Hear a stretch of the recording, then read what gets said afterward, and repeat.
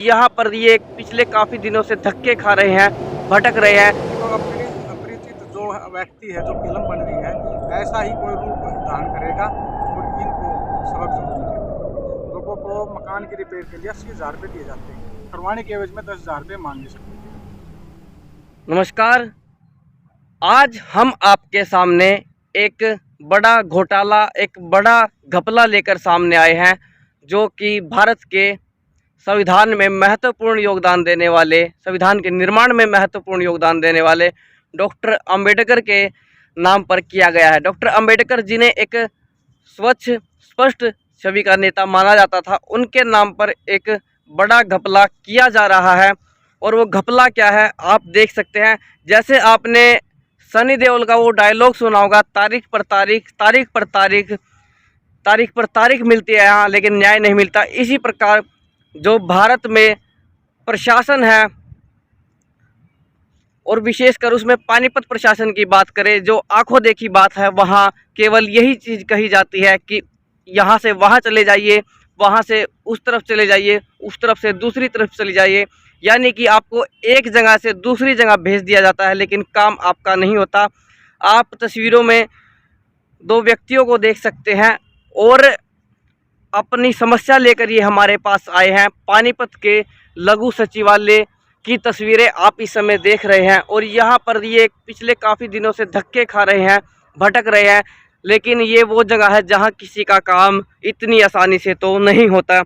समस्या क्या है वो हम इन्हीं से जानेंगे। अंकल जी, क्या कुछ बात है, क्या कुछ समस्या है? अभिमन्यु जी नमस्कार, आपके टीवी चैनल जन संवाद भारत की तरफ से आपको राम राम और आपके दर्शकों को राम राम। अभिमन्यु जी, समस्या ये है कि भीमराव अंबेडकर जिन्होंने हमारा संविधान बनाया और संविधान के अंदर उन्होंने हमारे को हर एक मतलब कानून का तरीका बताया और कानून में चलने का संविधान दिया हमारे को।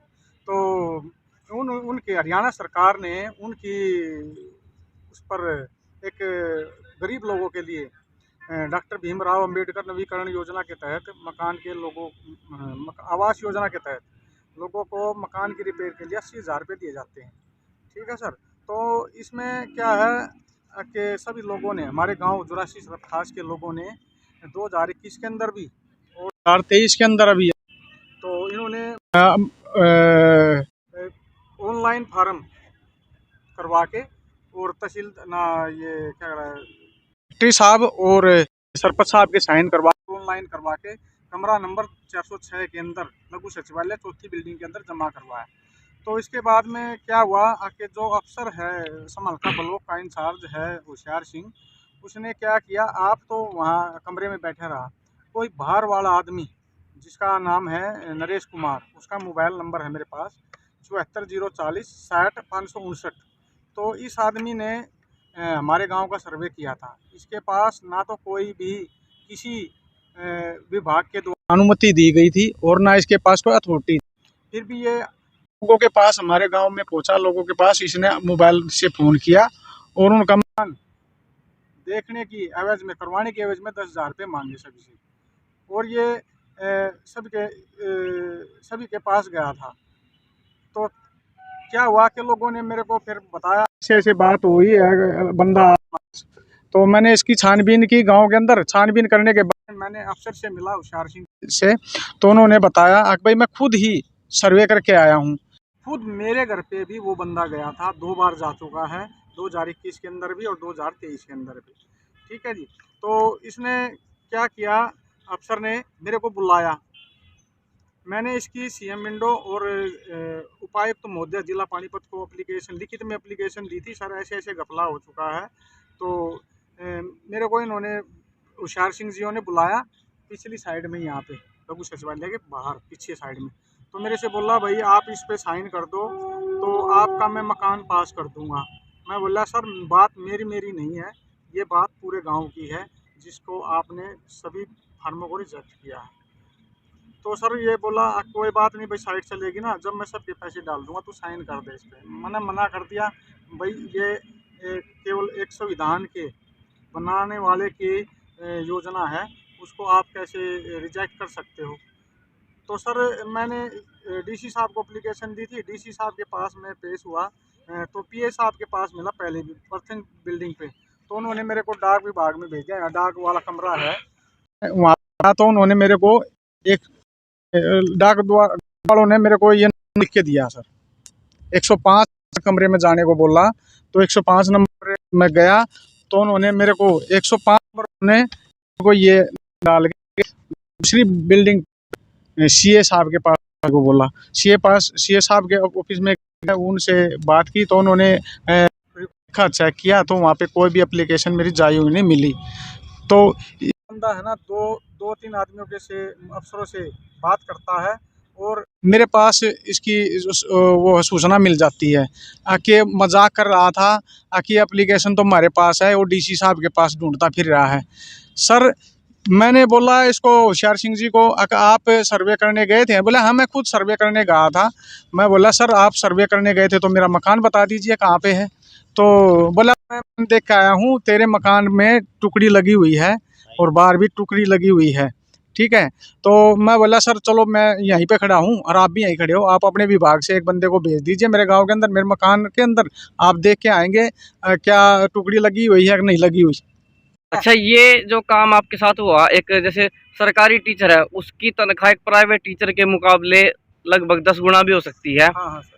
और मैटर ये है कि भाई प्राइवेट टीचर उससे ज्यादा मेहनत कर रहा है। हाँ। तो अब आप ये हुआ कि सरकारी आदमी ने जिसके तनख्वाह करीब 1 लाख के आसपास हो, 10,000 में बंदा रख लिया कि 90,000 में बैठे बैठे अपना काम मेरा हो जाएगा।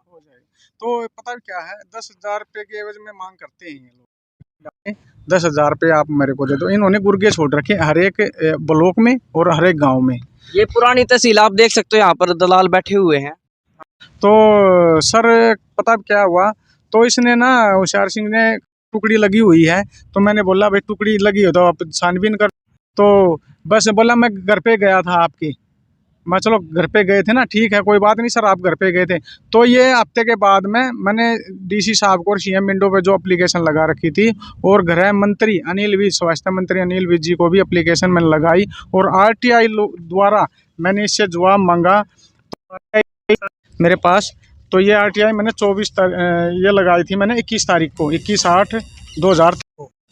उन्होंने जवाब मांगा था 8 बिंदु थे, दर्शकों की तरफ करके दिखाओ। 8 बिंदु थे, 8 रखी मैंने, 8 बिंदु मांगे थे, इस पे 8 बिंदुओं के प्रश्न थे। 8वां इनको दे नहीं पाए। मैंने मांगा था मार्च 2021 से लेकर 2023 तक समालखा ब्लॉक में प्रत्येक गांव में कितने लोगों ने आवेदन किया और उनमें से कितने पात्र पाए गए, कितने अपात्र पाए गए और कितने आवेदकों को अब तक राशि जारी कर दी गई है।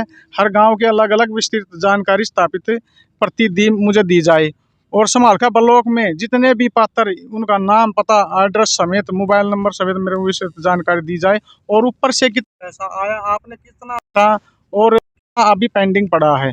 तो उन्होंने मेरे को जवाब दिया सर लिख के और 8 कॉलम का दिया है कि मार्च 2020 से 2023 तक के आवेदन पत्रों की सूचना, ये देख लीजिए विभागीय पोर्टल।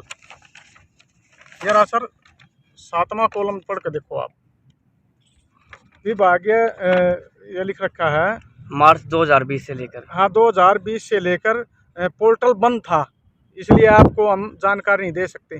सर एक बात बताइए, पोर्टल बंद था तो ये बंदे यहाँ क्या काम कर रहे हैं, ऑफिस में क्या काम है? जब ही बंद है तो काम ही नहीं कुछ है, बेकार में खा ले रहे हैं सरकार से ये। तो हर एक जिले का अपने पास ही अपना रिकॉर्ड होता है, ठीक है।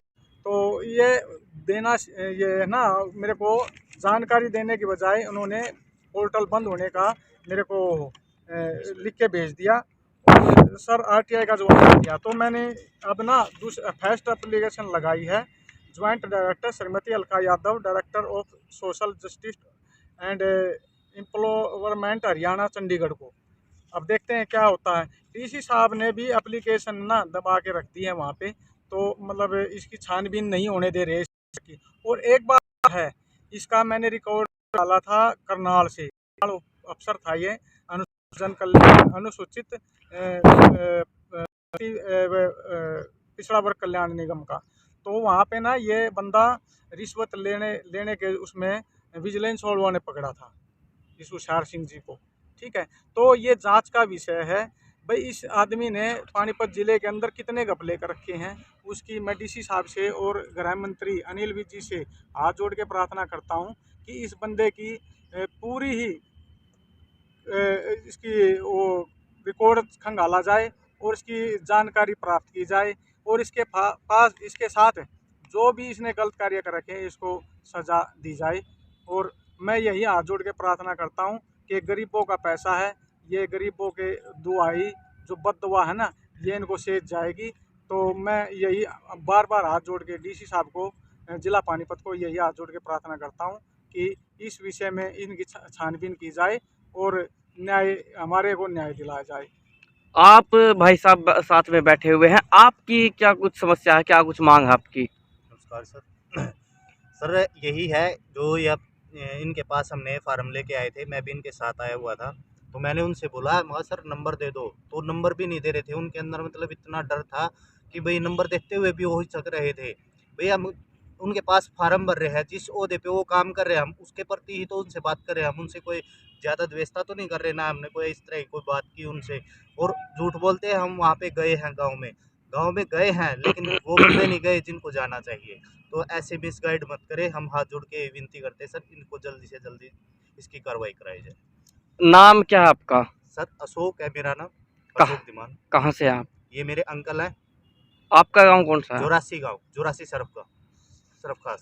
और आप भी जोरासी गांव से हैं। एक बार नाम बता दीजिए अंकल जी अपना दोबारा। सुरेंद्र कुमार है सर, और मैं ना मजदूरी का कार्य करता हूँ। अच्छा, आखिरी निष्कर्ष क्या आपका जो ये मामला है और क्या चाहते हैं आप? सर मैं तो यही चाहता हूँ कि इनकी छानबीन हो इस विभाग की, इसका पिछड़ा वर्ग कल्याण निगम की 406 नंबर कमरा जो चौथी बिल्डिंग पे, इनकी छानबीन हो। और इन्होंने कितने घपले कर रखे हैं, इनको जिस भी भ्रष्ट अफसर ने ये कार्रवाई कर रखी है। देखो ये स्कीम गवर्नमेंट ने, हरियाणा गवर्नमेंट ने चला रखी है अंबेडकर साहब के नाम से, अंबेडकर नवीकरण आवास योजना। कितना प्यारा नाम है, लेकिन प्यारा तो है लेकिन प्यारे के लिए काम कुछ नहीं करते अफसर, ये घपलेबाजी करते हैं और 10-10 हज़ार की पास करने के एवज में मांगते हैं। अच्छा, एक फिल्म आई थी आज से लगभग 15 साल पहले, शायद हम देखते थे, हाँ सर। अपरिचित। हाँ उसमें दिखाया गया था कि कैसे भ्रष्ट जो अधिकारी हैं या कर्मचारी हैं, नेता है, उन्हें कैसी सजा दी जाती थी। अब सरकार के बहुत से विभाग है जो ज़्यादा दादागिरी करते हैं, आप देखेंगे आपका काम नहीं करते। और एक विभाग तो ऐसा है जिसमें आप जाएंगे तो आपके साथ एक जो सबसे निचले स्तर का व्यक्ति होता है उस विभाग में, वो गाली गलौज के बिना बात ही नहीं करता। तो आपको लगता है ऐसा कुछ होना चाहिए? हाँ, होना चाहिए ज़रूर। करप्शन बहुत ज़्यादा हो गया है, तो करप्शन को ठीक करने के लिए या तो सरकार कदम उठाए या फिर इस जनता को उठाना पड़ेगा। तो किसी न किसी अपरिचित किसी को अपरिचित जो व्यक्ति है, जो फिल्म बन रही है, ऐसा ही कोई रूप धारण करेगा और इनको सबक जरूर मिलेगा। चलिए, समस्याएं बहुत हैं और बहुत से लोगों की हैं, और सरकार में, प्रशासन में जितने भी विभाग हैं, कोई एक विभाग ऐसा नहीं है जो अपना काम ईमानदारी से करता हो। कहते हुए कोई अच्छा नहीं लग रहा है, ज़रूरत भी पड़ती है हमें इन लोगों की, लेकिन इतनी मोटी तनख्वाह ये लेते हैं, उसके बाद काम ये नहीं करते। अगर यही नौकरी प्राइवेट कर दी जाए तो फिर आप देखिए कि ये कैसे काम करते हैं। कहीं ना कहीं इससे पता चलता है कि निजीकरण क्यों ज़रूरी है और क्यों किया जा रहा है। आज जो दो आदमी हमारे सामने बैठे हुए हैं, ये अकेले ऐसे नहीं है जिनके साथ ये हुआ है, गरीब आदमी है, और इनसे भी ज़्यादा गरीब आदमियों के साथ इनसे भी ज़्यादा बुरा होता है। तो अपील है हमारी पहले तो जनता से कि वो जागरूक हो, सतर्क हो, अपने अधिकारों के बारे में जाने और उनका प्रयोग करना सीखे, एकत्रित हो, सतर्क हो, जागरूक हो और सावधान हो। और इस मामले के बारे में कमेंट बॉक्स में कमेंट करके ज़रूर बताएं। यदि आपका कुछ मामला है तो उसके बारे में हमें ज़रूर बताएं, और वीडियो को ज़्यादा से ज़्यादा शेयर करें ताकि ज़्यादा से ज़्यादा लोगों तक ये वीडियो पहुँचे और वो अपने अधिकारों के प्रति जागरूक हो। कर दीजिए वीडियो को शेयर। मैं आपके साथ अभिमन्यु शर्मा।